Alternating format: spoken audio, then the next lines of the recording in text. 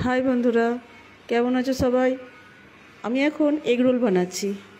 ময়দার মধ্যে একটু বেশি করে সাদা তেলের ময়ন দিয়েছি। এতটাই ময়ন দিয়েছি যে ময়দাটা মুঠো করলে এরকম শক্ত মতো একটা ডেলা হয়ে যাচ্ছে। এর মধ্যে আমি হাত ছোঁয়া মতো গরম জল করে নিয়েছি। গরম জল দিয়ে এটাকে মাখবো। গরম জল দিয়ে একটু নরম করে মেখে নেব আগে। মাখার পরে তারপরে আবার একটু তেল দিয়ে জিনিসটাকে নরম করে মেখে নেব।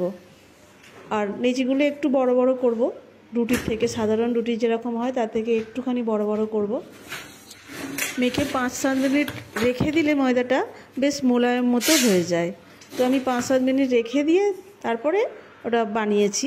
এরকম গোল গোল করে করলে রুটিগুলো ফুলে যায়, সেটা আমার ছেলের পছন্দ নয়। আর এইভাবে লম্বা লম্বা করে নেচিগুলোকে করে পাক দিয়ে তারপর বেললে রুটিটা ফুলে ওঠে না, ওটা অনেকটা খাস্তা খাস্তা হয়, সেইটা ওর খুব পছন্দ।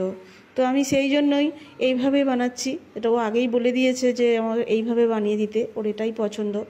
তো সেই জন্য আমি এইভাবে পাক দিয়ে আগে হাত দিয়ে একটু চেপে চেপে একটু বড় করে নিচ্ছি, তারপরে বেলন দিয়ে বেলে নেব। এরকম বড় করে নিয়ে তারপরে বেলন দিয়ে আমি এরকম করে বেলে নিয়েছি। এটাকে এবার আমি একটা একটা করে শিখে নেব। আগে সব কটা পরোটা আমি শিখে নেব, হালকা তেল দিয়ে ভেজে তুলে রাখবো। তারপরে আবার ডিম দিয়ে ওটাকে ভাজবো। এখানে সব কিছু রেডি করাই আছে, ডিম, পেঁয়াজ, শসা পেঁয়াজ কেটে রেখেছি, সস। এটাকে গরম গরম ভেজে আর এক একটা করে দিয়ে দেবো। দোকানের মতো হয়তো অত ভালো শেপ দিতে পারি না, কিন্তু খেতে কিন্তু দোকানের থেকে অনেক বেশি ভালো হয়। ডিমটা এভাবে দিয়ে তার উপরে একটা করে পরোটা দিয়ে দুপিটা আবার আরও একটু তেল দিয়ে ভালো করে ভেজে নেব।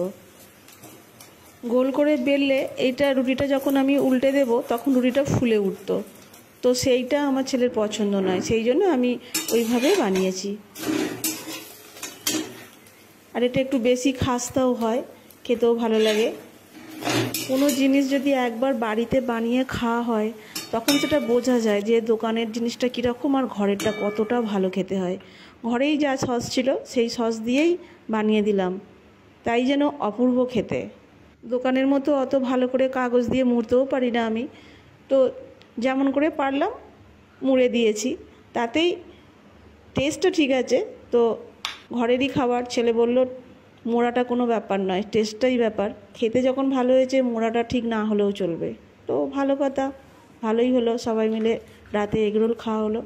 আর ধন্যবাদ সবাইকে আমার ভিডিওটা দেখার জন্য।